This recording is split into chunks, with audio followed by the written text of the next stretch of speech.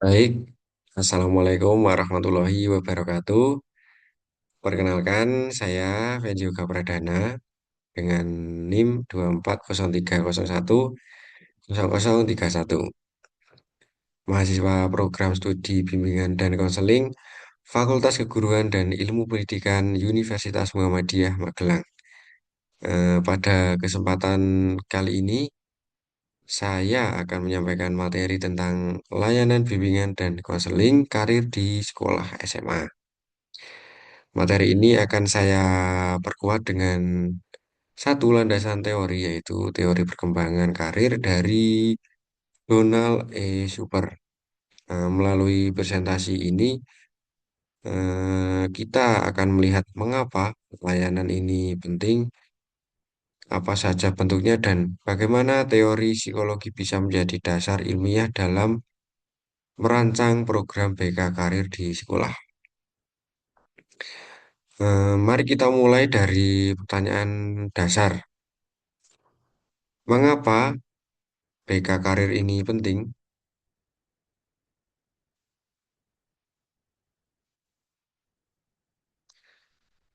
Masa SMA adalah masa yang sangat menentukan. Di usia ini siswa berada di persimpangan jalan. Mereka harus mulai memikirkan apakah akan melanjutkan kuliah, memilih jurusan tertentu, atau bahkan langsung bekerja. Sayangnya banyak siswa yang sebenarnya belum benar-benar mengenal dirinya sendiri, baik itu minat, bakat, serta potensinya.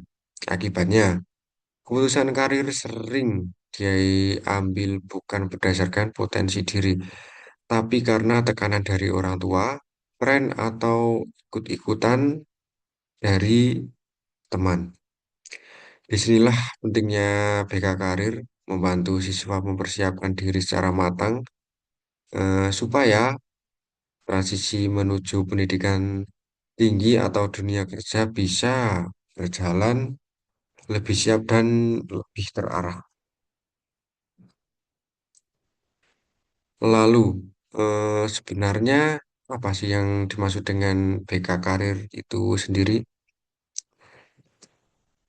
Baik, secara sederhananya, eh, di sini bimbingan dan konseling karir itu adalah layanan bantuan yang diberikan oleh seorang konselor sekolah agar siswa mampu melakukan empat hal utama. Yang pertama, mengenali potensi minat, bakat, dan nilai-nilai dalam dirinya sendiri. Kemudian yang kedua, mengenal dunia kerja dan berbagai jalur pendidikan lanjutan yang tersedia.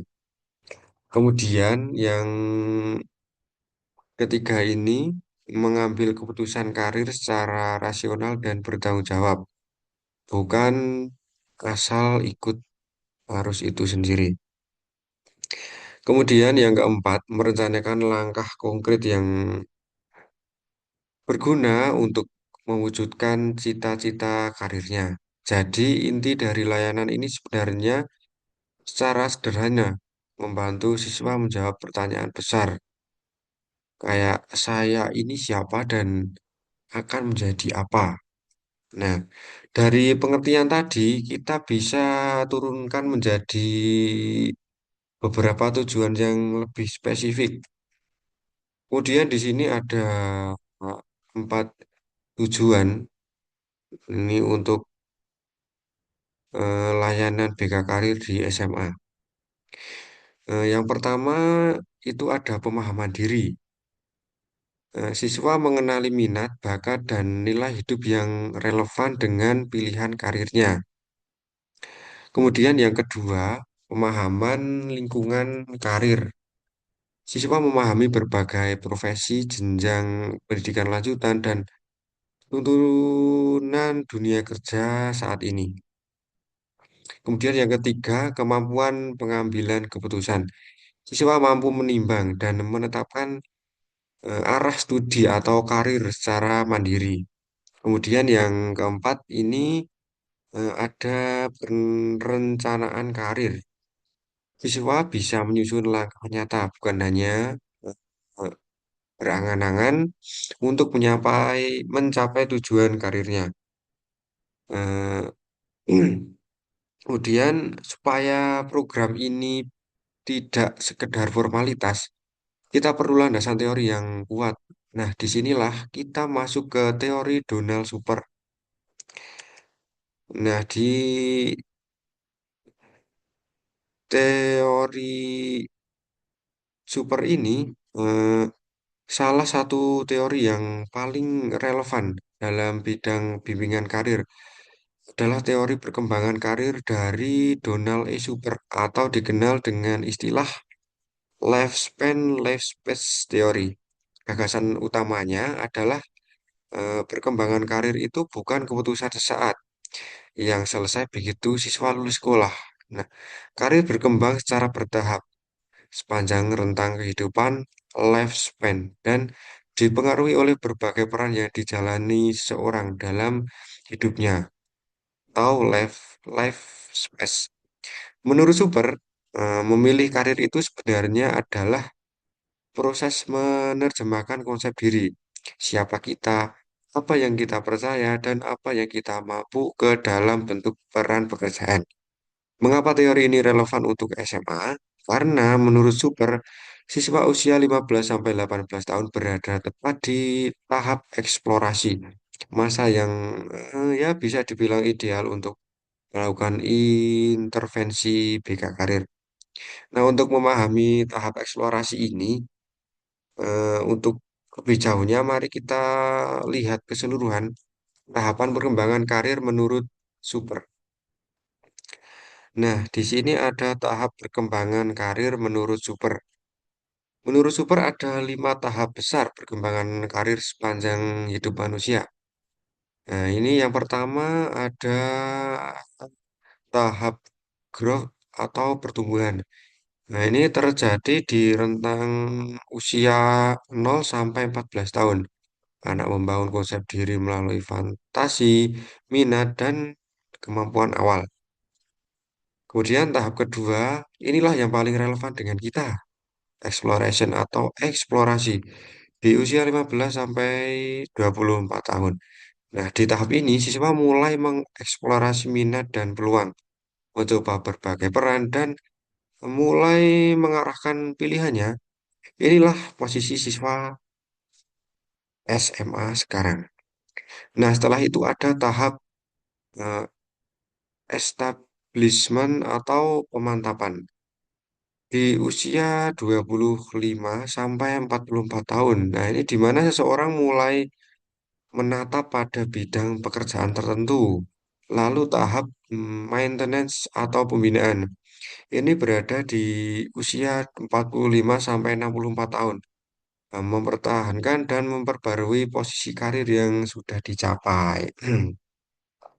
Nah, dan yang terakhir ada tahap di selain atau kemunduran. Nah, ini ada di usia 65 tahun ke atas. Ketika seseorang mulai mengurangi keterlibatan kerja dan mempersiapkan masa pensiunnya.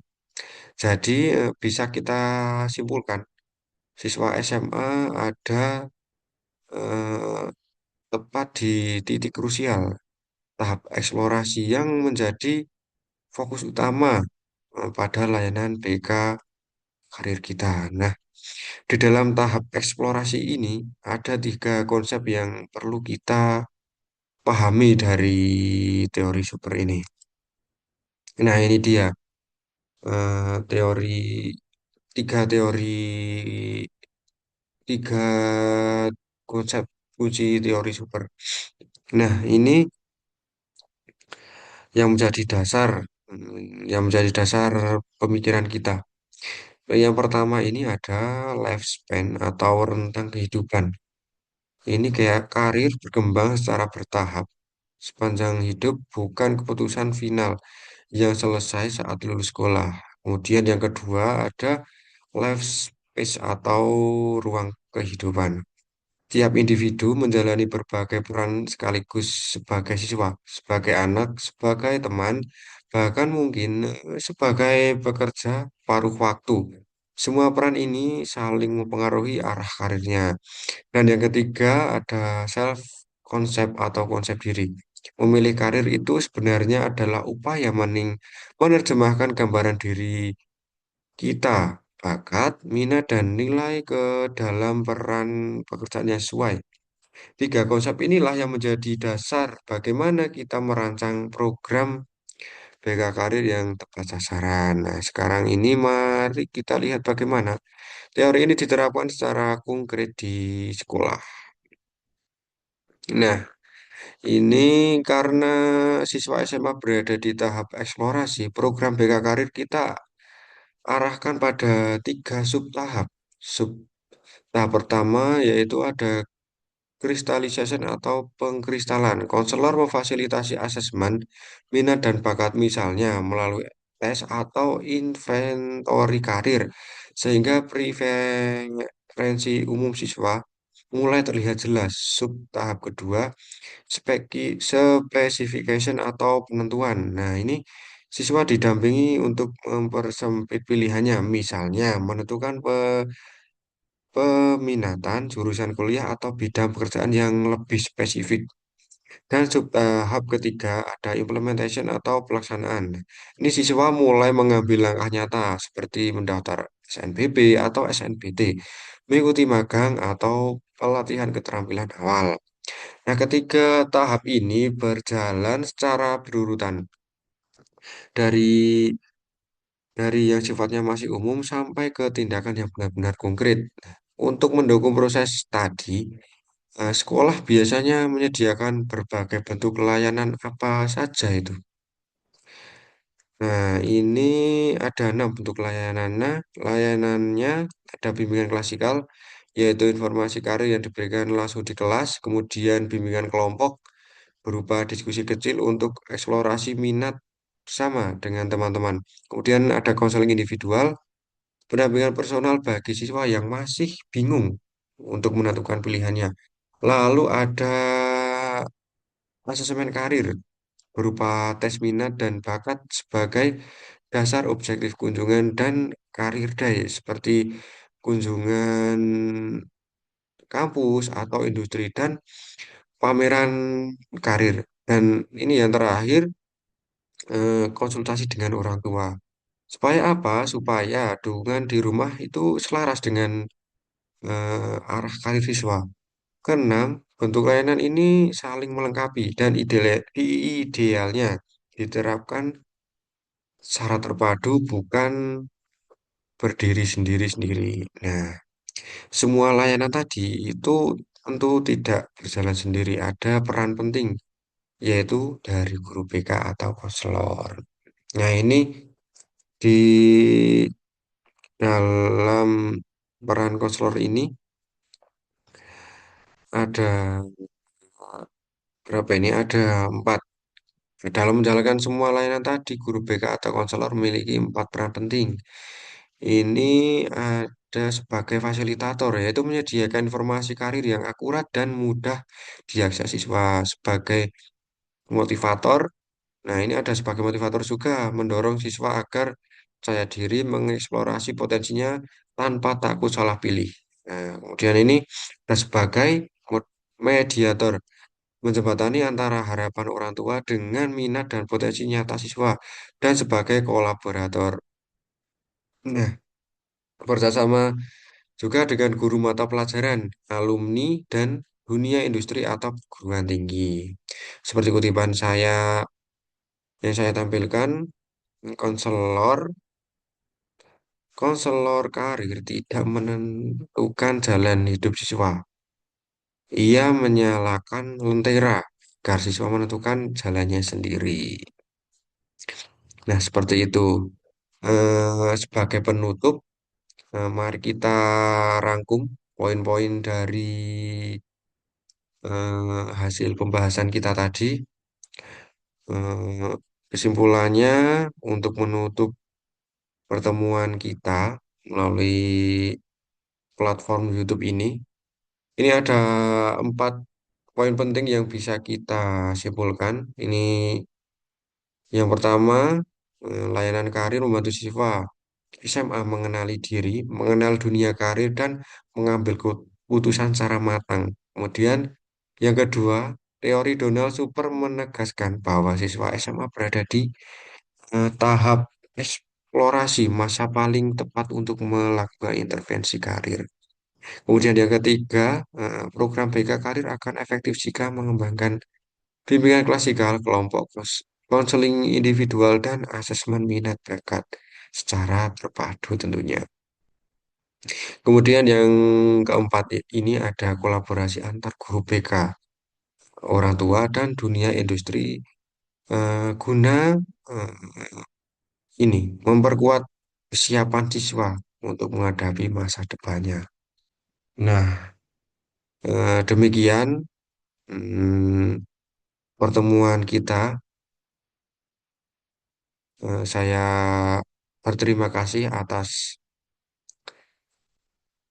partisipasinya, sudah menyimak dan mendengarkan materi dari saya. Eh, saya rasa cukup. Mungkin itu saja. Kurang lebihnya mohon maaf saya akhiri. Wassalamualaikum warahmatullahi wabarakatuh.